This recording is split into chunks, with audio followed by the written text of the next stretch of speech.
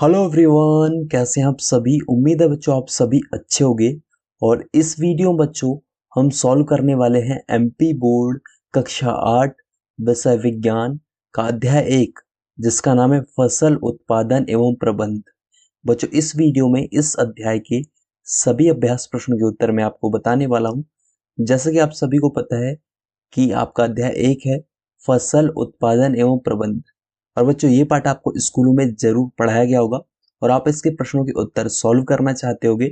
इस वीडियो से बच्चों आपको फुल हेल्प मिलने वाली थी। कुछ इस प्रकार से आपका ये पाठ है और ये पाठ आपको स्कूल में पढ़ाया गया होगा। और इसके अभ्यास प्रश्नों के उत्तर यदि आप लिखना चाहते हैं तो इस वीडियो को आप लास्ट तक देखिए। इस वीडियो को देखने के बाद आपके सभी जो है जितने भी आपके क्वेश्चन है सभी के आंसर आपको मिल जाएंगे और आप निश्चित रूप से कॉपी में नोट कर लेंगे तो आपको फुल मार्क्स जो है मिल जाएंगे। देखिए कुछ इस प्रकार से आपका पार्ट है, बहुत ही लंबा पार्ट है जो आपका 1 से लेकर 12 तक पेज तक आपका दिया हुआ है। देखिए बच्चों कुछ इस प्रकार से आपका ये आपकी बुक में दिया हुआ है। और इसके बाद देखिए आगे आगे इसके जो अभ्यास प्रश्न है तो सभी के एक एक करके उत्तर हम इस वीडियो में देखेंगे। और आगे बढ़ने से पहले बच्चों मैं आपको बता दूं कि इसी प्रकार से आपके सभी विषय के सॉल्यूशन हमारे इस चैनल पर अपलोड किए गए हैं, आप जाकर देख सकते हैं। देखिए कुछ इस प्रकार से आपका ये पाठ है, आपने क्या सीखा। उसके बाद देखिए बच्चों यहाँ से आपका पाठ जो है खत्म हो जाता है और यहाँ से आपका देखिए अभ्यास प्रश्न शुरू हो जाते हैं। अभ्यास प्रश्न जितने भी दिए गए बच्चों यहाँ पर 1 से लेकर आपके टोटल जितने भी दिए गए सभी के आंसर एक एक करके मैं आपको बताऊंगा, तो वीडियो को लास्ट तक जरूर देखिएगा और अपने सभी दोस्तों के साथ इस वीडियो को शेयर कर दीजिएगा क्योंकि इसी तरीके से हमारे इस चैनल पर आपके लिए वीडियोस अपलोड किए जाते हैं। देखिए अभ्यास है बच्चों यहाँ पर पहला प्रश्न है कि उचित शब्द छांटकर रिक्त स्थानों की पूर्ति कीजिए। सही शब्द छांटना है, रिक्त स्थानों की आपको यहाँ पर पूर्ति करना है। तो चलिए देख लेते हैं एक एक से। आपको मेरे साथ पेन कॉपी लेकर बैठना है और सभी जो आंसर को नोट करते जाना है। आपको पूरा एक एक करके मैं सभी प्रश्नों के उत्तर बताऊंगा। कहे बच्चों यहाँ पर कि एक स्थान पर एक ही प्रकार के बड़ी मात्रा में उगाए गए पौधे को खालिस्तान कहते हैं। तो बच्चों इसका उत्तर हो जाएगा फसल कहते हैं, फसल हो जाएगा उत्तर। आपको नोट कर लेना है। ख है कि फसल उगाने से पहले प्रथम चरण मिट्टी की खालिस्तान होती है, मिट्टी की तैयारी होती है, तो तैयारी इसका उत्तर हो जाएगा। ऐसे आपको सभी प्रश्नों के उत्तर मैं बताते चलूंगा, आपको नोट करते जाना है। चलिए आगे हम बढ़ेंगे। आगे आपको देखिए बच्चों यहाँ पर ग है कि क्षतिग्रस्त बीज जल की सतह पर खालिस्तान लगेंगे तो तैरने लगेंगे। जो क्षतिग्रस्त बीज होते हैं आप उनको यदि पानी में डालेंगे तो तैरने लगते हैं ऊपर, और जो अच्छे रहते हैं वो तल में बैठ जाते हैं पानी के। घ है कि फसल उगाने के लिए पर्याप्त सूर्य का प्रकाश एवं मिट्टी से खालिस्तान तथा खालिस्तान पोषक आवश्यक है, तो जल तथा पोषक, ये इसका उत्तर हो जाएगा बच्चों आपके घ वाले का। इस तरीके से खालिस्तान कंप्लीट हो जाते हैं। इसके बाद बच्चों देखिए दूसरा प्रश्न आपके सामने कॉलम ए में दिए गए शब्दों का मिलान कॉलम बी से कीजिए। कॉलम ए और कॉलम बी आपको यहाँ पर दिया गया, तो चलिए इसकी जोड़ी आपको मिलाना है। तो चलिए देख लेते हैं एक एक करके सभी के उत्तर। पहला बच्चों यहाँ पर खरीफ फसल, तो इसको मिलाना है आपको गेहूं चना मटर से। नहीं मिलाना है आपको, खरीफ की फसल को मिलाना है धान एवं मक्का। धान एवं मक्का से आपको खरीफ की फसल को मिलाना है। दूसरा आपका जो है इसको आपको मिलाना है गेहूं चना मटर से। रासायनिक उर्वरक है तो इसको मिलाना है आपको यूरिया एवं सुपर फॉस्फेट से। कार्बनिक खाद को आपको मिलाना है पशु अपशिष्ट गोबर मूत्र एवं पादप अवशेष से। आपका सबसे ऊपर वाला है मवेशियों का चारा, ये आपका किसी से नहीं मिलेगा, इसको आपको छोड़ देना है। इस तरीके से आपका एक सही जोड़ी हो जाएगा, इसको आपको फिल कर लेना है। चलिए हम आगे बढ़ेंगे, वीडियो रोकर आप नोट कर लीजिएगा। तीसरा प्रश्न बच्चों की निम्न के दो दो उदाहरण दीजिए। कई खरीफ फसल, खरीफ की फसल के दो उदाहरण कपास और मक्का। कपास और मक्का इसका उत्तर हो जाएगा। ख है रबी फसल, रबी फसल के दो उदाहरण क्या हो जाएंगे गेहूं चना। आप अपनी मर्जी से भी यहाँ पर लिख सकते हैं, ऐसा भी लिखेंगे तो आपको फुल मार्क्स मिल जाएंगे। नोट कर लीजिएगा। इसके बाद देखिए चौथा आपके सामने बच्चों, चौथा प्रश्न क्या है यहाँ पर आप देख सकते हैं। चौथा प्रश्न आपके सामने की निम्न पर अपने शब्दों में एक एक पैराग्राफ लिखिए। चार आपको यहाँ पर मिट्टी तैयार करना, बुआई निराई या थ्रेशिंग, ये आपको दिया गया है। तो पहला आपका यहाँ पर मिट्टी तैयार करना है, इस पे आपको पैराग्राफ लिखना है, एक एक बोला गया है। तो बच्चों देखिए आपको मिट्टी तैयार करने पर आपको पैराग्राफ लिखना है। तो उत्तर देखिए बच्चों आपके स्क्रीन पर पहले वाले का आपको लिखना है फसल उगाने से पहले, यह प्रथम चरण है। इस प्रक्रिया में प्रथम कार्य मिट्टी को पलटना तथा इसे पोला बनाना है। इसमें जड़ें भूमि में गहराई तक चली जाती है। पोली मिट्टी में जड़ें सरलता से शोषण कर सकती है। इस प्रकार से आपको लिख लेना है। इसका उत्तर हो जाएगा, एक एक पैराग्राफ आपको लगे। ख आपके सामने बुआई, देखिए आप यहाँ पर देख सकते हैं ख बुआई है, तो बुआई का आपको कैसा लिखना है चलिए देख लेते हैं। देखिए बुआई का आपके सामने है कि यह खेतों में बीज डालने की विधि है। इसके लिए अच्छी गुणवत्ता वाले बीजों का चयन किया जाता है। अच्छी गुणवत्ता वाले बीज अच्छी किस्म के साफ एवं स्वस्थ बीज होते हैं। ये बीज अधिक उपज देते हैं। इस तरीके से आपको लिखना है। इसके आगे लिखना है बीजों की बुआई के लिए परंपरागत औजार को उपयोग में लाते हैं। इस तरीके से आपका उत्तर हो जाएगा बच्चों दूसरे वाले बुआई का, लिख लीजिएगा। चलिए तीसरा आपका देखिए निराई लिखा है, इसमें पैराग्राफ आपको लिखना है। तो उत्तर हो जाएगा इसका देखिए कि खेतों में फसल के साथ कई अवांछनित पौधे प्राकृतिक रूप से उग जाते हैं। ये अवांछनित पौधे खरपतवार कहलाते हैं। खरपतवार हटाने को निराई कहते हैं। निराई न करने से फसल की वृद्धि पर प्रभाव पड़ता है। खरपतवार के होने से फसल को जल जगह पोषक तत्व तथा प्रकाश पूर्ण रूप से नहीं मिल पाता और ये कटाई में भी बाधा डालते हैं।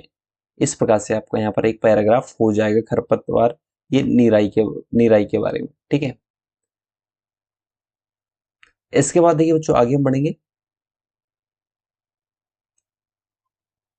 ग है आपका यहाँ देखिए थ्रेसिंग। थ्रेसिंग क्या होती है चलिए देख लेते हैं। थ्रेसिंग आपको बता देना है। उत्तर हो जाएगा जब फसल पक जाती है तो उसे काटा जाता है। फसल को काटना कटाई कहलाता है। काटी गई फसल से बीज या फिर दानों को अलग किया जाता है, इसे थ्रेसिंग कहते हैं। थ्रेसिंग का कार्य कंबाइन मशीन द्वारा किया जाता है जो वास्तव में हार्वेस्टर और थ्रेसर का संयुक्त रूप है। इस प्रकार से आपको चौथे का ये आपको घ थ्रेसिंग का ये आपको पूरा लिख लेना है। इसका उत्तर हो जाएगा। वीडियो रोककर बच्चों पूरा उत्तर नोट कर लीजिएगा। चलिए आगे बढ़ेंगे। आपका चौथा कंप्लीट हो चुका है। वीडियो को लाइक शेयर नहीं किया बच्चों तो कर लीजिएगा। पांचवा स्पष्ट कीजिए कि उर्वरक खाद से किस प्रकार भिन्न है। उर्वरक और खाद में आपको यहाँ पर अंतर बताना है। तो इसका उत्तर कैसा होगा पांचवे का, तो देखिए बच्चों आपके स्क्रीन पर उत्तर है पांचवे का, उर्वरक और खाद में भिन्नता। उर्वरक और खाद, एक साइड आपको उर्वरक लिखना है, एक साइड खाद लिखना है।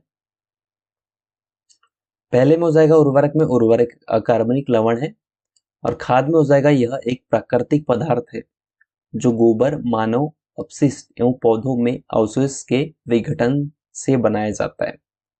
दूसरा हो जाएगा उर्वरक में इसका उत्पादन फैक्ट्रियों में किया जाता है और खाद में लिखना है आपको खाद खेतों में बनाई जाती है। तीसरा उर्वरक में हो जाएगा इससे मिट्टी को ह्यूमस प्राप्त नहीं होता और खाद में हो जाएगा इससे मिट्टी को प्रचुर मात्रा में ह्यूमस प्राप्त होता है। और चौथा देखिए इसमें पादप पोषक प्रचुर मात्रा में होते हैं लिखना है उर्वरक में, और खाद में हो जाएगा इसमें पादप पोषक अपेक्षाकृत कम मात्रा में होते हैं। इस तरीके से उत्तर पूरा नोट कर लीजिएगा, ये आपका उत्तर हो जाएगा। क्वेश्चन नंबर 5 के बाद देखो बच्चों क्वेश्चन नंबर 6 आपका है कि सिंचाई किसे कहते हैं। जल संरक्षित करने वाली सिंचाई की दो विधियों के का वर्णन कीजिए। इस तरीके से छठवां क्वेश्चन आपके सामने है। तो छठवें क्वेश्चन का उत्तर आपको कैसे लिखना है चलिए उत्तर हम देख लेते हैं। देखिए बच्चों उत्तर इस तरीके से हो जाएगा कि उचित समय एवं विभिन्न अंतराल पर खेत में जल देना सिंचाई कहलाता है। जल संरक्षित करने वाली दो विधियां हैं सिंचाई की। पहला छिड़काव तंत्र, इसमें क्या लिखना है कि इस विधि का उपयोग असमतल भूमि जहां जल कम मात्रा में उपलब्ध हो किया जाता है। इस विधि में पाइपों के ऊपर घूमने वाले नोजल लगे होते हैं। ये पाइप निश्चित दूरी पर मुख्य पाइप से जुड़े रहते हैं। जब पंप द्वारा जल को मुख्य पाइप में भेजा जाता है तो यह घूमते हुए नोजल से बाहर निकलकर पौधे पर वर्षा की भांति छिड़काव करता है। बलुई मिट्टी के लिए यह विधि अत्यंत उपयोगी है। इस प्रकार से छिड़काव तंत्र का लिखना है आपको।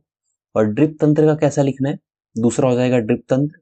तो इसमें लिखना है कि इस विधि में जल बूंद बूंद करके पौधे पर गिराया जाता है। इस विधि का उपयोग करने से जल व्यर्थ नहीं जाता।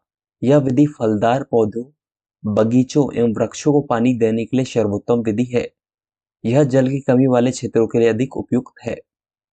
इस प्रकार से बच्चों क्वेश्चन नंबर 6 का पूरा उत्तर हो जाएगा। वीडियो को रुककर आप नोट कर सकते हैं। चलिए आगे बढ़ेंगे। आपका 7वां प्रश्न है कि यदि गेहूं को खरीफ ऋतु में उगाया जाए तो क्या होगा, चर्चा कीजिए। गेहूं को जो है यदि हम लोग जो है वर्षा ऋतु में यदि उगा ले तो क्या होगा, ये आपको बताना है। खरीफ खरीफ ऋतु अर्थात वर्षा के समय। तो चलिए उत्तर इसका देख लेते हैं 7 का। उत्तर लिखना है बच्चों, गेहूं रबी की फसल है, इसे शीत ऋतु में उगाया जाता है। खरीफ की फसल जून से सितंबर तक होती है। इस समय वर्षा काफी अधिक मात्रा में होती है। यदि गेहूं को इस समय उगाया जाए तो गेहूं के पौधों अधिक मात्रा में पानी मिलने की वजह से सड़कर खराब हो जाएंगे और फसल नष्ट हो जाएगी। ये क्वेश्चन नंबर 7 का उत्तर हो जाएगा। ऐसे आपको उत्तर लिखना है। चलिए क्वेश्चन नंबर 8 है कि खेतों में लगातार फसल उगाने से मिट्टी पर क्या प्रभाव पड़ता है, व्याख्या कीजिए। तो खेतों में लगातार फसल उगाने से मिट्टी पर क्या प्रभाव पड़ता है। उत्तर हो जाएगा बच्चों, खेत में लगातार फसल उगाने से मिट्टी में पोषक तत्वों की कमी हो जाती है। इस कमी को पूरा करने के लिए किसान खेतों में खाद द्वारा उर्वरक डालते हैं। इससे किसान एक फसल के बाद दूसरी किस्म की फसल उगाते हैं। खेत में अपर्याप्त खाद होने से पौधे कमजोर हो जाते हैं। इस तरीके से आपको क्वेश्चन नंबर आपके 8 का उत्तर लिखना है, ये उसका उत्तर हो जाएगा। चलिए आगे हम बढ़ेंगे बच्चों। आगे देखिए क्वेश्चन नंबर 9 की खरपतवार क्या है, हम इसका नियंत्रण कैसे कर सकते हैं। उत्तर हो जाएगा, खेत में फसल के साथ कुछ अवांछित पौधे उग जाते हैं। इन पौधों को खरपतवार कहते हैं। इनको हटाना आवश्यक होता है, अन्यथा ये फसल की वृद्धि में बाधा डालते हैं। पशु और मनुष्यों के लिए ये विषैले हानिकारक भी हो सकते हैं। इनका नियंत्रण निम्न प्रकार से किया जा सकता है। पहला, फसल उगाने से पहले खेत जोतकर इसे नष्ट किया जा सकता है। खेत जोतने पर यह सूखकर नष्ट हो जाते हैं। दूसरा, पुष्पन एवं बीज बनने से पहले इन्हें हाथ से, खुरपी से या हेरों की सहायता से हटाया जा सकता है। तीसरा, खेतों में खरपतवार नाशी रसायनों का उपयोग करके इन पर नियंत्रण किया जा सकता है। तो बच्चों ये पूरा उत्तर हो जाएगा क्वेश्चन नंबर 9 का। वीडियो रुककर बच्चों आप नोट कर सकते हैं। चलिए हम आगे बढ़ेंगे। इसके बाद देखिए बच्चों, यहाँ पर 10वां प्रश्न आपके सामने है कि निम्न बॉक्स को सही क्रम में इस प्रकार लगाइए कि गन्ने की फसल उगाने का रेखा चित्र तैयार हो जाए। तो आपको बॉक्स इस तरीके से आपको दिए गए बच्चों, आपको क्रम में जमाना है इनको पूरा। देखिए 7 बॉक्स आपको टोटल दिए गए, तो कौन सा पहले आएगा कौन सा दूसरा आएगा आपको बताना है। तो पहले में देखिए फसल को चीनी मिल में भेजना, दूसरा सिंचाई, तीसरा कटाई, चौथा बुआई, पांचवा मिट्टी तैयार करना, छठवा खेत की जुताई करना और सातवां खाद देना। तो बच्चों कौन सा सही क्रम में जमेगा कि गन्ने की फसल उगाई जाती है, तो सही क्रम क्या हो जाएगा इनका। तो देखिए देख लेते हैं। तो देखिए फर्स्ट में देखिए ये वाला आ जाएगा मिट्टी तैयार करना, आपको फर्स्ट में डालना है। पांचवा वाला पहले आ जाएगा। छठे वाला दूसरे में हो जाएगा खेत की जुताई करना। तीसरे में कौन सा आ जाएगा, बुआई। बुआई जो तीसरे में आ जाएगा। चौथे में आ जाएगा खाद देना। पांचवें में आ जाएगा बच्चों सिंचाई। छठवें में आ जाएगा कटाई और सातवें में आपका क्या आ जाएगा, फसल को चीनी मिल में भेजना। पहला वाला अंतिम में आ जाएगा। इस प्रकार से देखिए 1 2 3 4 जो ऊपर की तरफ लिखे हैं ये आपका क्रम है। 1 2 3 4 5 और 6 और 7। तो आप वीडियो रोककर बच्चों पूरा इसको नोट कर लीजिएगा, ये पूरा उत्तर होगा। आई होप आपने वीडियो रोककर नोट कर लिया होगा। चलिए आगे हम बढ़ेंगे। आगे क्वेश्चन नंबर 11 है कि नीचे दिए गए संकेतों की सहायता से पहेली को पूरा कीजिए। आपको देखिए संकेत नीचे दिए गए हैं, ऊपर से नीचे की ओर और बाईं से दाईं ओर। तो इस प्रकार से संकेत दिए गए हैं। नीचे आपको देखिए बच्चों इस तरीके से पजल दी गई, इसको पूरा करना है। तो देखिए कुछ इस तरीके से आपको यहाँ पर दिया है, सिंचाई का एक पारंपरिक तरीका ऊपर से नीचे की ओर। सिंचाई का एक पारंपरिक तरीका क्या हो जाएगा, ऊपर से नीचे की ओर पहले नंबर पे। तो ये हो जाएगा बच्चों रहट। रहट इस तरीके से हो जाएगा। और यहाँ पर देखिए यहाँ पर दूसरे में बड़े पैमाने पर पालतू पशुओं की उचित देखभाल करना। तीसरा, फसल जिन्हें वर्षा ऋतु में बोया जाता है। और छठवा, फसल पक जाने के बाद काटना। तो दूसरा तीसरा छठवा क्या हो जाएगा, दूसरा पशुपालन हो जाएगा, तीसरा खरीफ हो जाएगा, छठवा कटाई हो जाएगा। ये आप देख सकते हैं यहाँ पर इस तरीके से। और इसके बाद है कि दाएं से बाईं ओर शीत ऋतु में उगाई जाने वाली फसलें, एक ही किस्म के पौधे जो बड़े पैमाने पर उगाए जाते हैं, रासायनिक पदार्थ जो पौधों को पोषक प्रदान करते हैं, खरपतवार हटाने की प्रक्रिया आपको बता रहे हैं। तो पहले में इसका आ जाएगा रबी, दूसरे में क्या आ जाएगा, देखिए दूसरे में क्या आ जाएगा यहाँ पर, चौथे में हो जाएगा फसल, पांचवें में उर्वरक और सातवें में निराई। इस प्रकार से बच्चों आपको ये पूरा नोट कर लेना है, इसका उत्तर हो जाएगा, ऐसा आपको स्क्रीनशॉट इसका ले सकते हैं। इस तरीके से बच्चों क्वेश्चन नंबर आपके 11 का पूरा उत्तर हो जाएगा। आप इसका स्क्रीनशॉट ले लीजिएगा और इस तरीके से पूरा इसको तैयार कर लीजिएगा। ये आपका अंतिम प्रश्न था जो पूरा हो चुका है। तो इस प्रकार से बच्चों इस वीडियो में हमने क्वेश्चन नंबर आपके 1 से लेकर टोटल जितने भी क्वेश्चन रहते हैं 11 पूरे इस वीडियो में सॉल्व किए हैं। तो आई होप ये वीडियो आपको जरूर पसंद आएगा। यदि ये वीडियो आपको अच्छा लगा तो इस वीडियो को लाइक करके अपने सभी दोस्तों के साथ शेयर जरूर कीजिएगा। साथ ही इसी तरीके से वीडियो देखने के लिए सभी विषय के आपके अपलोड हिंदी, इंग्लिश, संस्कृत, विज्ञान, सामाजिक विज्ञान, गणित सभी विषय के इसी तरीके से चैप्टर वाइज सॉल्यूशन हमारे इस चैनल पर अपलोड कर दिए गए, आप जाकर देख सकते हैं। तो मिलते हैं बच्चों नेक्स्ट वीडियो में नेक्स्ट सॉल्यूशन के साथ। जब तक टेक केयर, जय हिंद, बाय।